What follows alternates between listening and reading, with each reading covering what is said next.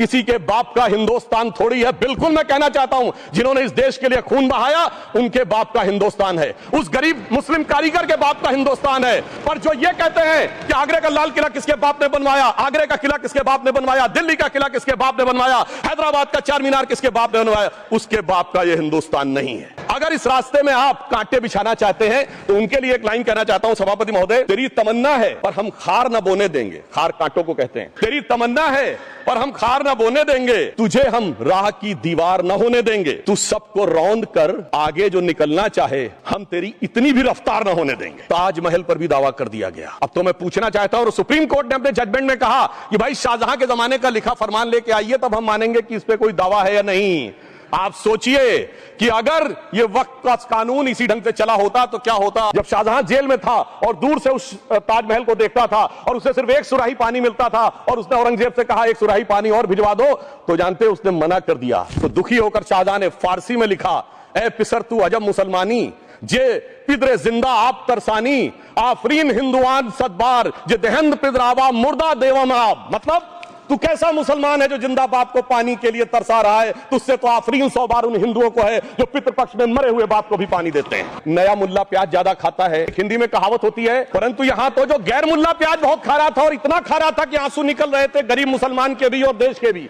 इसलिए मैं कहना चाहता हूं, इबादतों की तरह मैं ये काम करता हूं, अपने फर्ज को झुककर सलाम करता हूं, फिर भी आप खिलाफत कर रहे हैं। तो तेरी मुखालफत से निखरती है शख्सियत मेरी, मैं सियासी दुश्मनों का भी बहुत एहतराम करता हूं। हाँ, एक प्रश्न बहुत उठाया जाता है कि केवल मुस्लिम ही वक्फ को क्यों दान दे सकता, ऐसा वक्फ बोर्ड में क्यों संशोधन किया गया कि ये हमने ईमानदारी से मुस्लिम समाज के कल्याण के लिए बात की है, क्योंकि एक तरफ खड़ा हुआ है ईमानदार मुसलमान जो शराफत के साथ ईमान को गले से लगाए हुए है, और दूसरी तरफ कुछ चंद सरमाएदार हैं जो उस अमानत में खयानत करके शरारत के साथ उसके झंडा बरदार बनना चाहते हैं।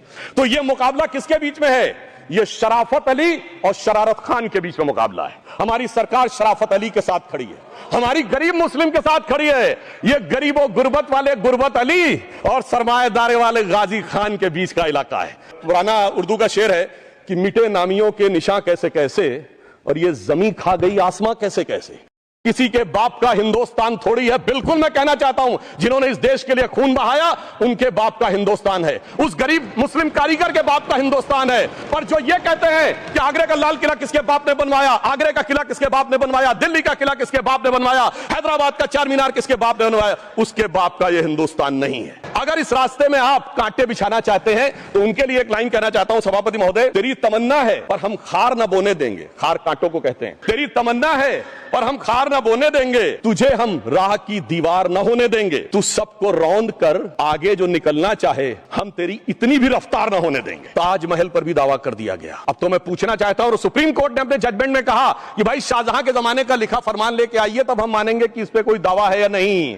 आप सोचिए कि अगर ये वक्त का कानून इसी ढंग से चला होता तो क्या होता। जब शाहजहां जेल में था और दूर से उस ताजमहल को देखता था और उसे सिर्फ एक सुराही पानी मिलता था और उसने औरंगजेब से कहा एक सुराही पानी और भिजवा दो, तो जानते उसने मना कर दिया। तो दुखी होकर शाहजहां ने फारसी में लिखा, ए पिसर तू अजब मुसलमानी, जे पिदरे जिंदा आप तरसानी, आफरीन हिंदुआन सदबार, जे दहंद पिदरावा मुर्दा देवम आप। मतलब तू कैसा मुसलमान है जो जिंदा बाप को पानी के लिए तरसा रहा है, तुझसे तो आफरीन 100 बार उन हिंदुओं को है जो पितृपक्ष में मरे हुए बाप को भी पानी देते हैं। नया मुल्ला प्याज ज्यादा खाता है, हिंदी में कहावत होती है, परंतु यहां तो जो गैर मुल्ला प्याज बहुत खा रहा था और इतना खा रहा था कि आंसू निकल रहे थे गरीब मुसलमान के भी और देश के भी।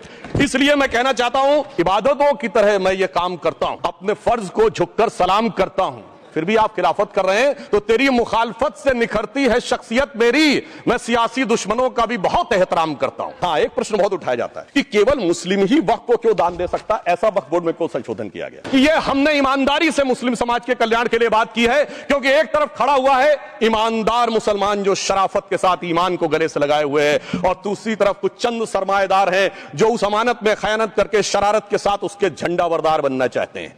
तो यह मुकाबला किसके बीच में है? ये शराफत अली और शरारत खान के बीच में मुकाबला है। हमारी सरकार शराफत अली के साथ खड़ी है, हमारी गरीब मुस्लिम के साथ खड़ी है।